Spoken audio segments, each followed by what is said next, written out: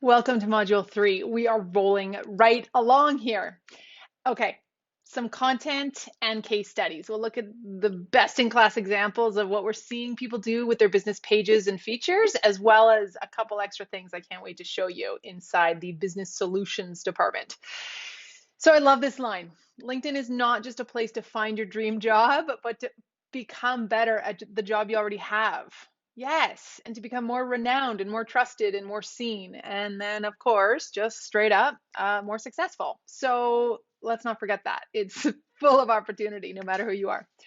All right, looking at a few big guns here. B2C, B2B, we've got to take, as we always do, cues from major companies that have very big resources and teams that are developing their content to help us see what's possible. And then we can narrow it down and shape our own strategies.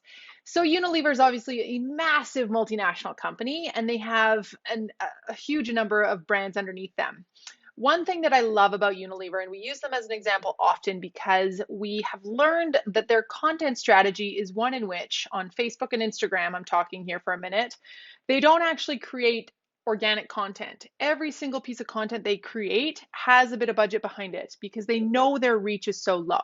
This is different, however, on LinkedIn because they have, again, the reach, and they've got a sort of enterprise level sharing situation going on where they have enough of their employees and management and executives sharing that content that they're creating on their page in order for it to actually get seen in feed. Of course, they're running ads and promoted posts and promoted jobs, etc. But let's just pop over and see what else they're doing for a company that, arguably is one of those big bad multinationals with a million brands under its fold. They have 12 million followers on LinkedIn. Why would we follow them? Well, okay, sure, to be hired, but what else? Well, if we dive in, we can really go behind the scenes in getting to know their people, maybe trusting them a little more, knowing who is, running the operation, yes, but also seeing what it is that they're doing to give back, what goes into the making of their products behind the brand. So these are some really neat types of features that they're doing. The various charities and initiatives that they're involved in, some of the people that they're showcasing in their various offices around the world. This is quite neat that they're utilizing this carousel type of post. So we saw that in module 1, just a multi image post that you can create and have a nice experience to flip through. Take note of the graphics. They're very colorful. They're very on brand for Unilever, not necessarily for Dove or whatever brand they're pushing. And they've created their own parent company that they're really proud of. They're not afraid of that multinational kind of umbrella organization. They're embracing it and they're letting us see the humans behind it, which immediately grows trust and understanding, because when people don't have the information, they absolutely run with their own.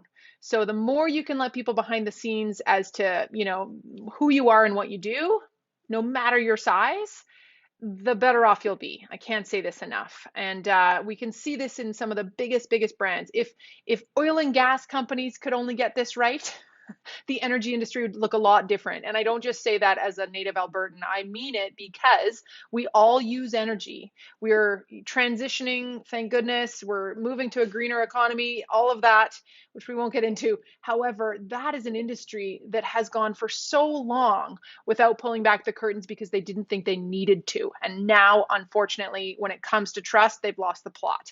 Even if they were the greenest companies in the world and moving to solar and wind and hydro, and we don't want to hear it because we've made up our own minds, and it's a tough one. So the more transparent, open, and creative you can be, the better. So we've got our various tabs here. I'm going to show you where we go in to create these in a minute. For example, the jobs piece is important, but what about life? This is where we can show what's a little bit deeper in our company, or yes, in our business page. It's a business tool that I'll show you where to find. And just anyway, really rich, deep stuff. You could get lost in here for a long time if you were so inclined. Whether you're curious, whether you're a job seeker, whether you are, just wanting to know more about the products you love, etc. Lots and lots of good stuff there from Unilever, surprisingly, in my opinion. So good for them. What about Hays? Staffing and recruiting. We've got a lot of service-based companies that often say, I have no idea what to post. I'm a chiropractor. I'm not selling, cool succulents and plants and flowers that always have endless eye candy for my feed. I'm literally like, in a private environment or a service-based company or a one-man shop. What do I do here? So we have plenty of examples of companies that are doing it really, really well. A staffing and recruiting company, yes, it's LinkedIn. Yes, this is, where we go to find jobs. So they have a leg up here on this platform, but they're still doing some really, really great things here. Again, they're showcasing not only themselves, but the people they serve. They're showing the end result of what happens when you work with them. It's not all us, us, us. Here's our accolades. Here's our many awards. Here's where we went to school, by the way. No, it's about I get here, I'm a user, or your post pops into my feed, Hays, as organic or promoted content, and you're solving my problems. You're transforming my emotional state. You're leaving me with something I didn't know before. You're serving me. Remember, they're adding value, not interrupting. It's about what I need, not what they need to say, what I need to hear and maybe didn't even know I needed. And they've targeted me accordingly in a roundabout way. They're not coming at me with, hey, you need a job. We're your talent solution people. They're coming at me knowing what my pain point is in my region or in my industry or something, right? So really, really interesting to be able to do that as a company that maybe you wouldn't expect. And again, just able to see a little bit more about them through some of the tabs that they've chosen to highlight and some of the content that they have masterfully crafted over the years to showcase the real people behind the brand. Hospital and healthcare. This is kind of neat as well because, again, is it the most interesting stuff? No, it's not. But Philips has done a great job of being one of those companies that has taken us beyond what we would expect. And they're utilizing LinkedIn really well. In fact, they are named one of the best pages of LinkedIn 2019, or the top 10 business pages on this entire platform. We could go in and see all of their employees. We can see their affiliate pages here. Obviously, Philips is a huge company. And they've even got house rules posted here, which is kind of neat. They're probably responding to some of the Black Lives Matter and Indigenous lives, all the awareness and the causes that we have become a little bit smarter with, thank goodness, over the last several months and years. And they're putting that at the fore. So interesting. And beyond that, just really, again, rich content, repurposing from one page to the next in some cases.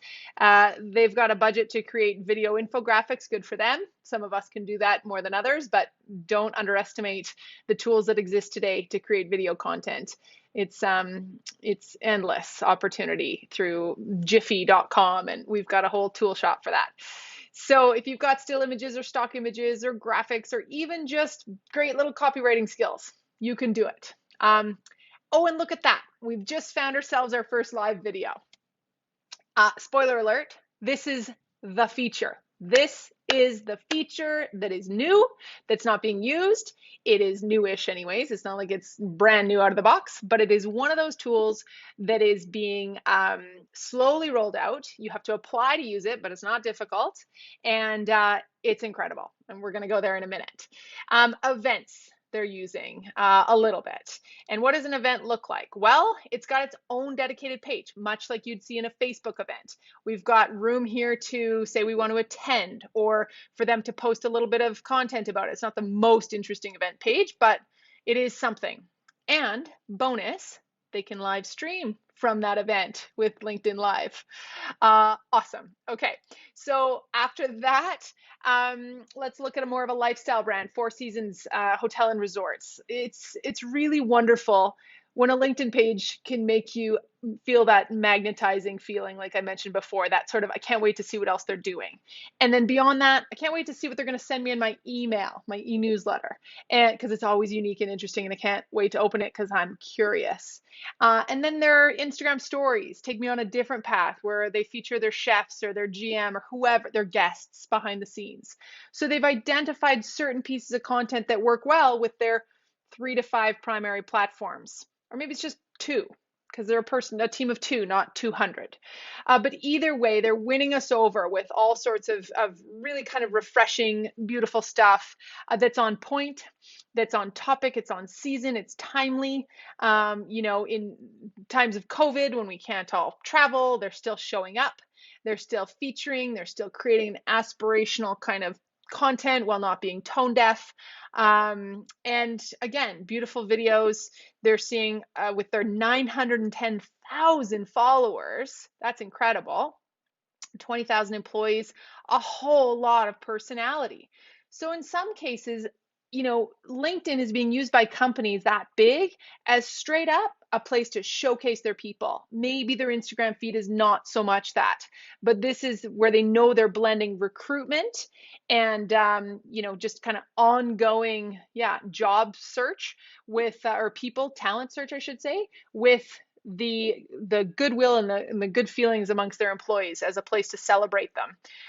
So using it a little bit differently than maybe just a straight up,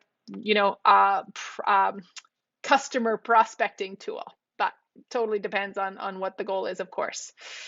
All right, moving along. We've got another company, MasterCard. So not one that I would feel inclined to follow. I mean, a credit card's a credit card.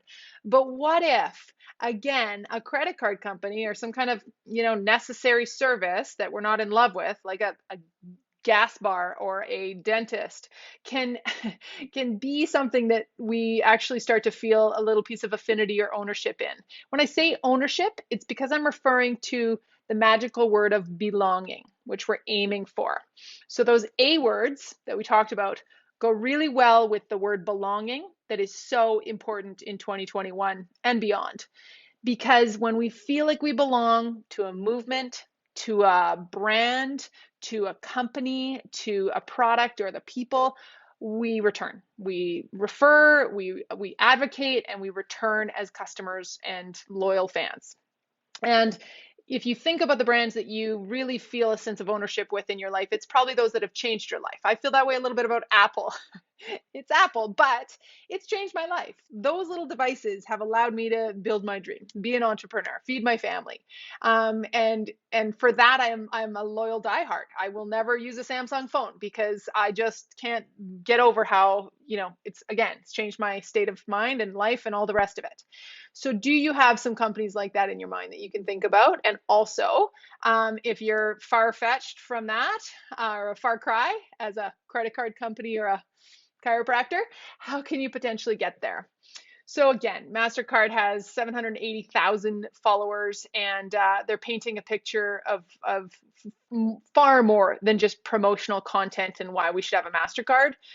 They're giving us tips and resources.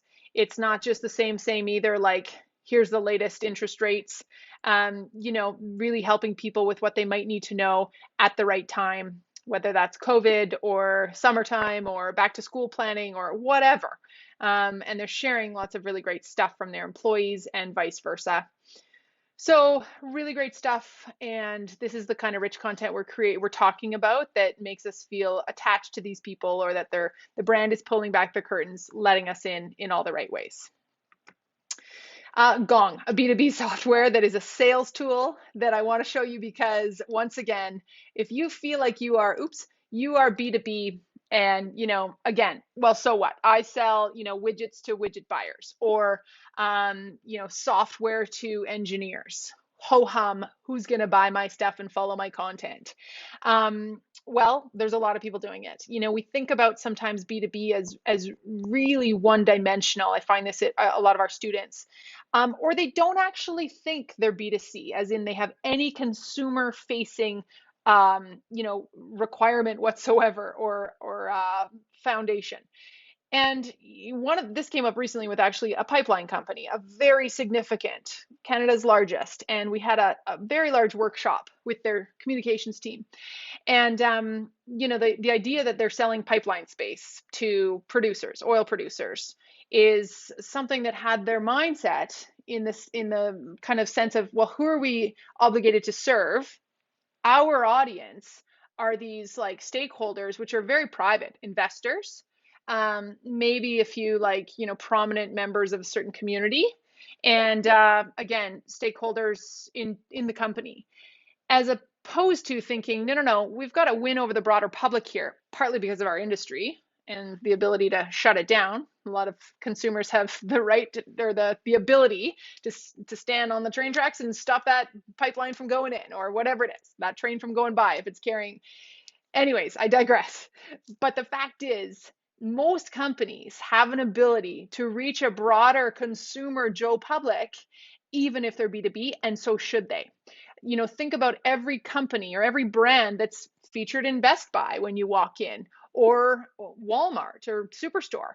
They are very often not business to consumer. They are a middleman brand that has to rely on consumers walking into Best Buy and saying, hey, where do I get those Beats headphones? Beats, bad example, because you can buy directly from Beats. But if I'm a brand and I'm relying on a third party store or site or person to sell my washers and dryers, I sure as heck better create some massive demand online or through my content, in order for people to walk in and want that exact product because they saw it there and it's really fantastic. So let's think beyond just those B2B constraints, because they really can hang some of us up. And I know that's not everybody. Not everybody, is in that same type of situation where they are ever consumer facing. But the reality is somebody is buying what you're selling, or hopefully. So we like to talk about H to H, humans selling to humans, and not just selling, but serving, winning people over, growing awareness, give, get the sale. So give of your time and your resources and of your information and yourself, and chances are you'll go a lot further.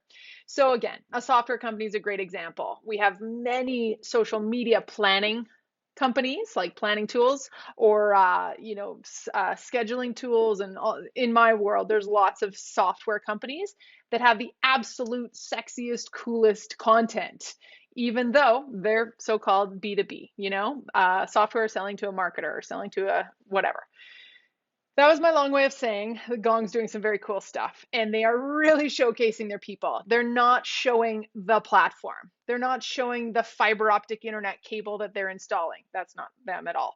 They're not showing the coders or the developers or the actual product. They're showing the users and the end result of the people that are, well, generally, some of these actually are not the greatest posts. I'm going to skip past that. You're disappointing me, Gong.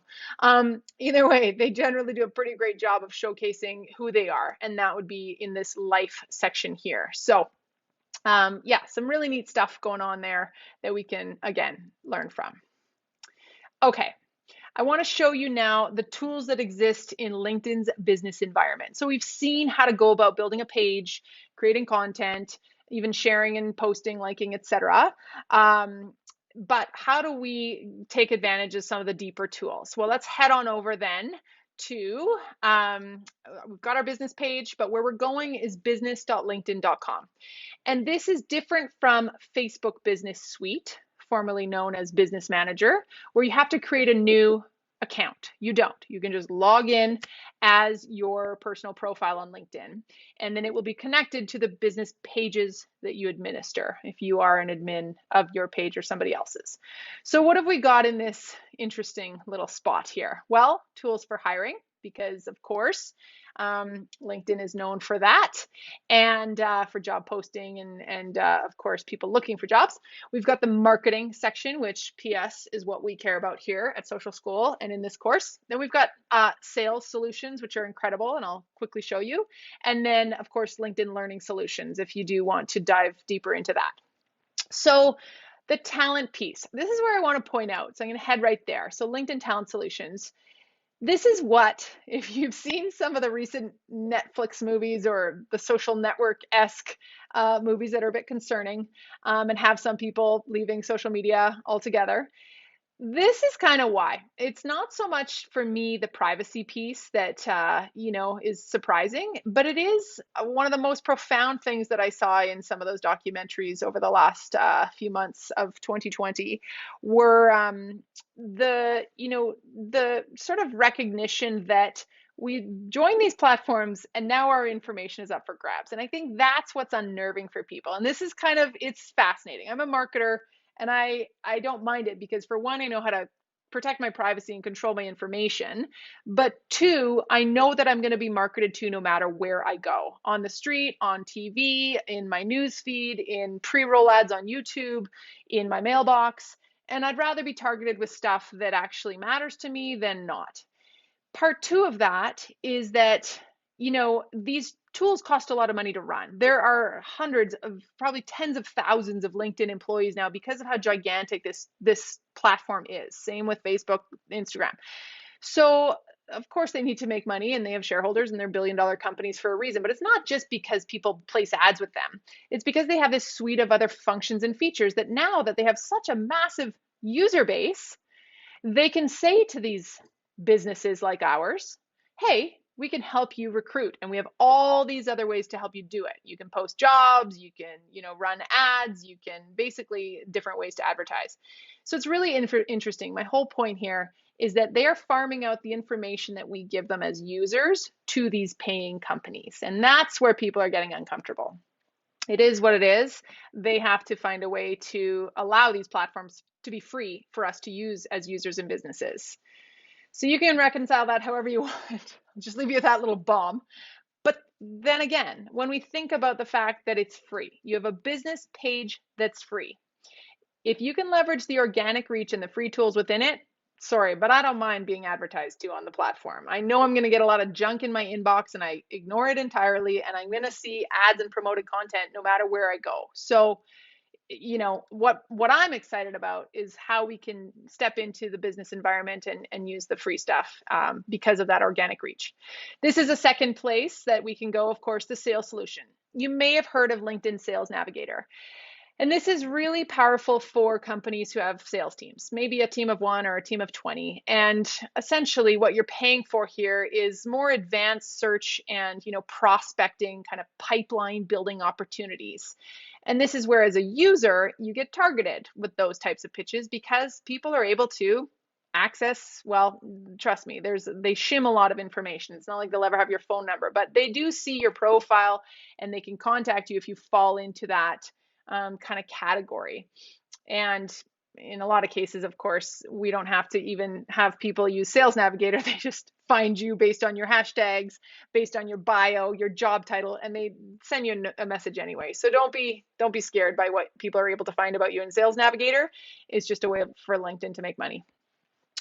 But here's the fun part. LinkedIn's marketing solutions. So right away, we know that we're going to, see stuff about business page here and how we can go about maximizing and leveraging those features as we've been talking about. And then if we want, we can do some of the paid pieces of marketing as well. So when we think about, advertising, we'll get there in a second in module 5, but sponsored content, paid ads, yes, sure. But if you want to really get special here, come on into business.linkedin.com/marketing solutions and head into, again, the pages, which we've learned about. You can go in and read more on best practices if you want. Showcase pages are little mini pages that are a little bit smaller than your parent page, and they have their uses. LinkedIn events, which we've talked about, pretty cool and really easy to go in and set up if you're interested. So not hard to create an event from here or from our page, as we saw before. And then what I really love here is this LinkedIn Live. So it's an interesting new tool you can easily apply. It's a simple process just to say, here's how I would go about doing it. So you fill out the application, and then you've got this ability to go live on your feed. So really cool stuff. I'm going to show you what that looks like. We saw a couple examples of those big companies do it, but I'm going to go into what I saw today in my personal feed. I had 99 notifications, so I thought I'd clean those up before I invited you all in. And one of them was from Rebecca Kramer. She's a local marketer in my city, and she was going live on LinkedIn. There's a beautiful little video here, and she's been doing lives, and it's really awesome because, again, she's getting reach and preference in the news feed.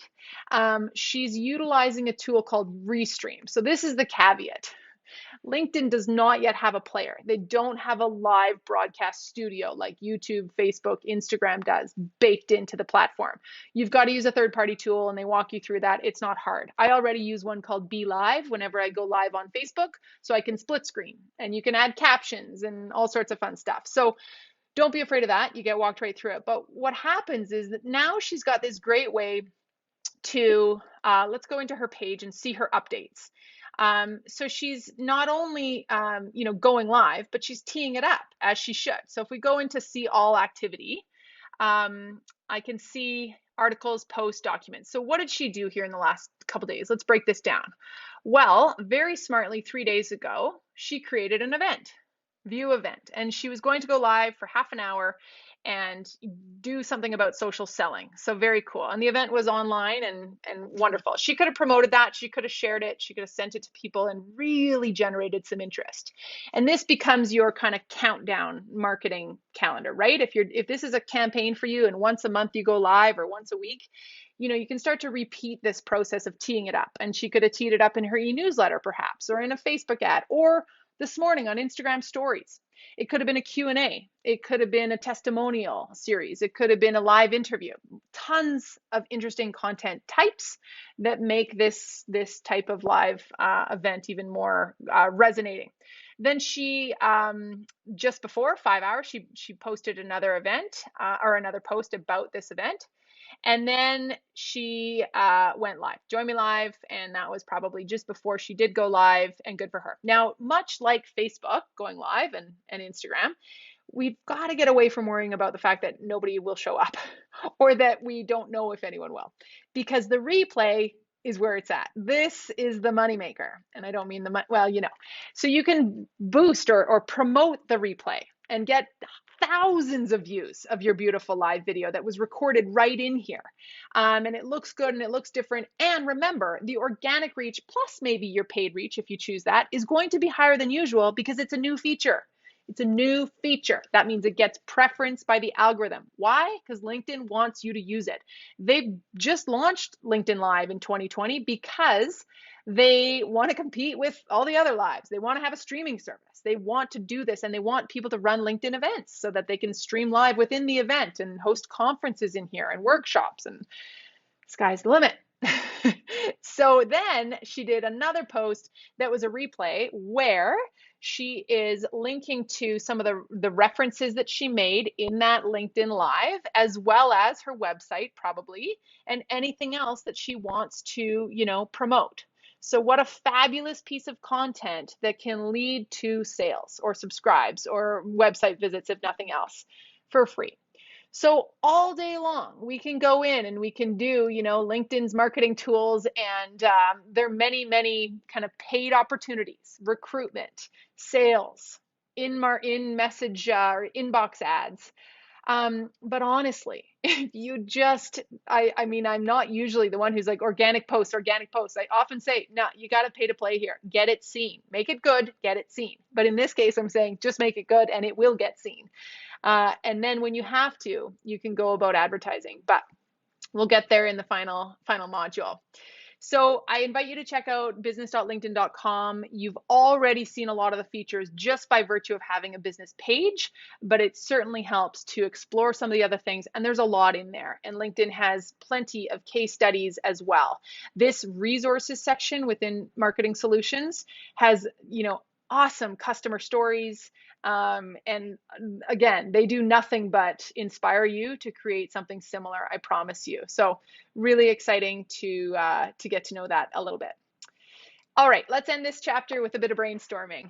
So thinking about a few pieces of content you could create. And if you were to break those into some generic pillars, unless you have your own content pillars of maybe educate, inspire, and entertain. And remember that entertain doesn't have to be, comedic efforts. It can be a documentary is entertaining, or something that is along the lines of, attention grabbing, different than the other two categories. So thinking about that, what could those look like? And then further to that, what kind of other features or people can you leverage on the platform? So name 3 business relevant pages that you follow and why. So again, we're thinking about why would people like my stuff if I don't like theirs, and what do I like and how can I kind of capture that? the groups you've joined and why. And are you actually engaging with them? And do you see any return for that? Or does it feel fake?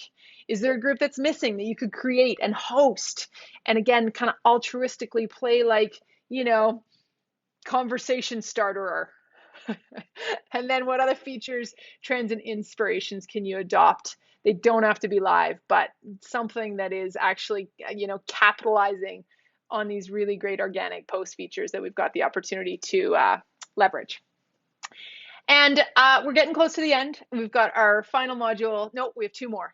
You stick with me. 10 hot tips to grow your reach. We'll get a little bit more specific with some really fun tactics, just straight up to help build your followers. And I will see you there.